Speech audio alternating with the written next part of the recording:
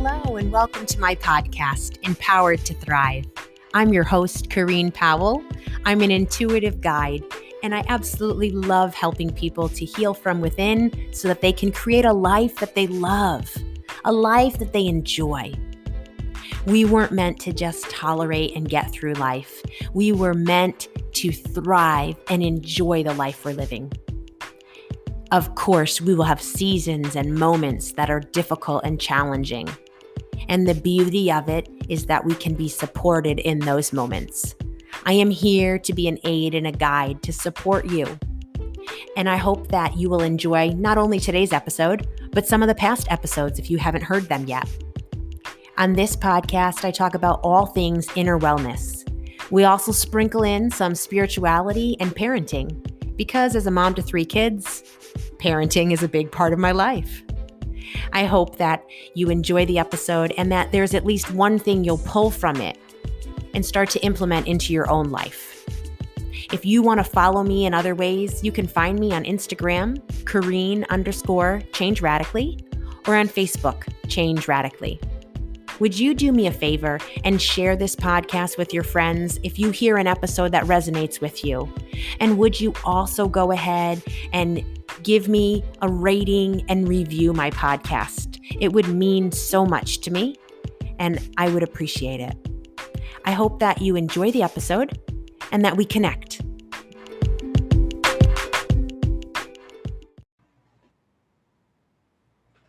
Okay, so let's continue the conversation on a lifestyle of rest. And let's get to the practicals of actually being able to sleep when you want to and being able to slow down your mind and allow your body to rest, because it can be really hard to do that. And it's going to be a practice. It's going to be something you learn to do. Now, if you're really just looking for practicals on how to get better sleep, there is a podcast episode I recorded with Kylie Nelson, and I'll leave that in the show notes because I'm not sure which episode number it is, but it's very good about giving you practicals on how to improve sleep, what you can do to help yourself out in that regard. But say you're already doing the practicals of, not looking at a screen right before bed, or letting yourself process what happened in the day a few hours before bedtime, moving your body and exercising, all of those things will improve your sleep. But sometimes it's when you lay down that the thoughts start racing through your mind. And I'm always going to encourage you to look and let those thoughts surface and look at them, but it's better to do that at a time when you're not sleeping.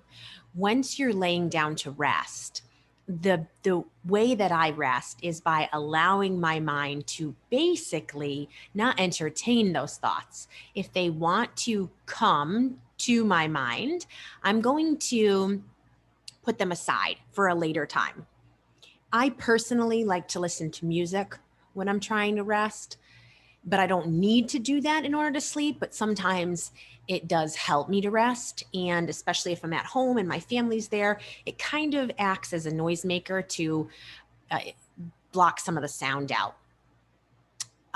For some people, they need quiet to sleep. So, but for me, whether I put on music or not, I am laying there shutting my eyes. Even if I can't fall asleep, I'm going to lay there and shut my eyes because it's going to allow me to rest. And that is productive. If you can't sleep, at least allowing yourself to lie there and close your eyes and rest. Like I said, I don't allow the thoughts that if they want to creep into my mind, that's not the time I'm going to entertain them. And thankfully, I don't have a lot of struggles with my mind racing and with intrusive thoughts coming to me when I lay down, but sometimes they do, so I'm processing what's happening in my days and in my weeks very regularly.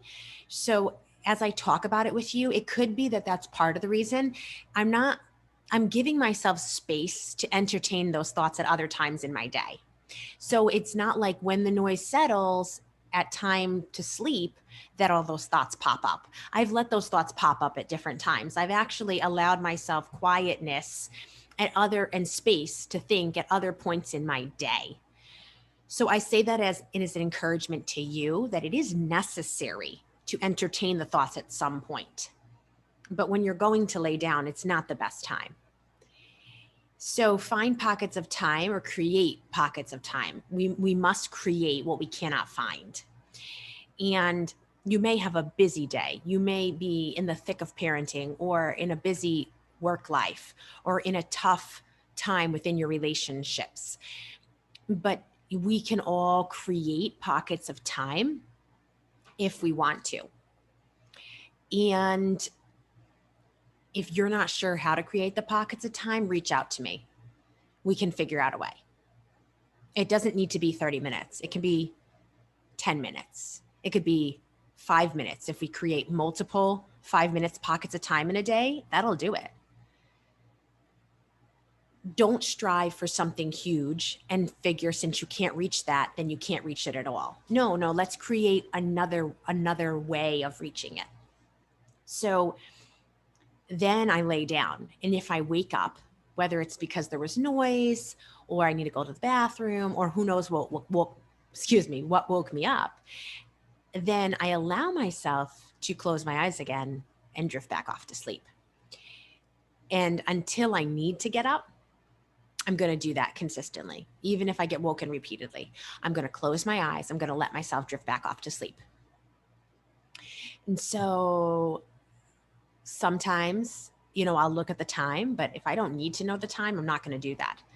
I'm certainly not going to look at text messages if I want to fall back asleep, because that's going to take me out of rest.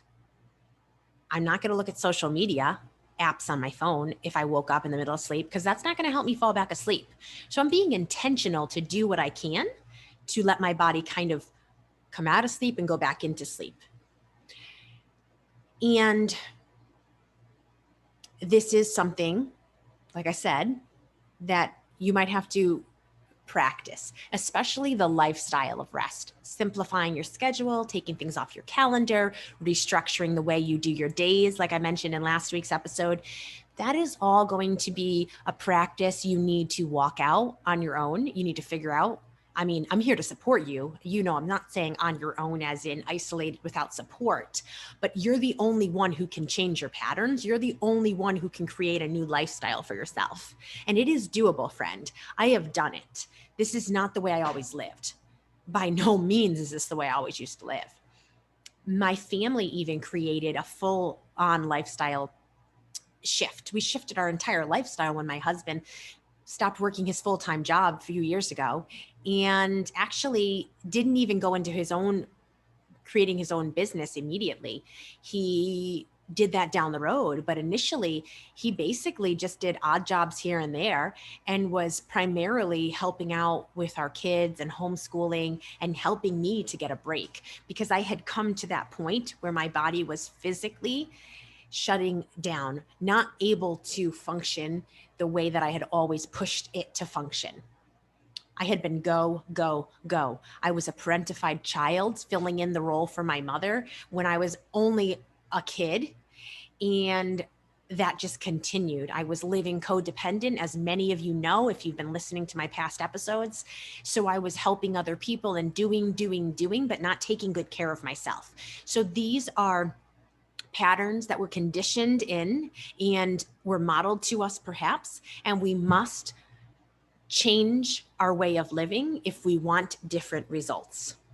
So I hope that the few things I have said in last week's episode and today are helpful to you. But you know the drill.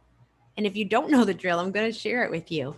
Send me an email, Corrine@changeradically.com. Find me on social media. You can find me Corrine_ChangeRadically on Instagram or on Facebook. The page is Change Radically. Reach out to me. Send me an email. Book a session, do whatever you need so that you and I can talk about your specific situation and I can come alongside and support you, because where I am is possible for any of you to get to. I am going to often go back to sharing my experiences, my healing, and where I'm at, because I want you to know not only is it possible, but it's available for you, and I am here to support you in getting there. I'm rooting for you. I'm super proud of you. And let's do this together. Let's get you where you want to go. We've come to the end. What did you think about what you heard? I hope that there's something you pull from today's episode and start implementing it into your life. Create the change that you want to see, the change that you hear about. You have the opportunity to transform your life, and I'm ready to link arms with you and to help and guide you to the life that you want to live. If you resonated with what you heard today and it touched you, would you share it with your friends? Would you also go ahead and rate my podcast and write a written review? It would mean so much to me. I hope that we'll connect, whether it's for a session or just to connect because I enjoy meeting new people.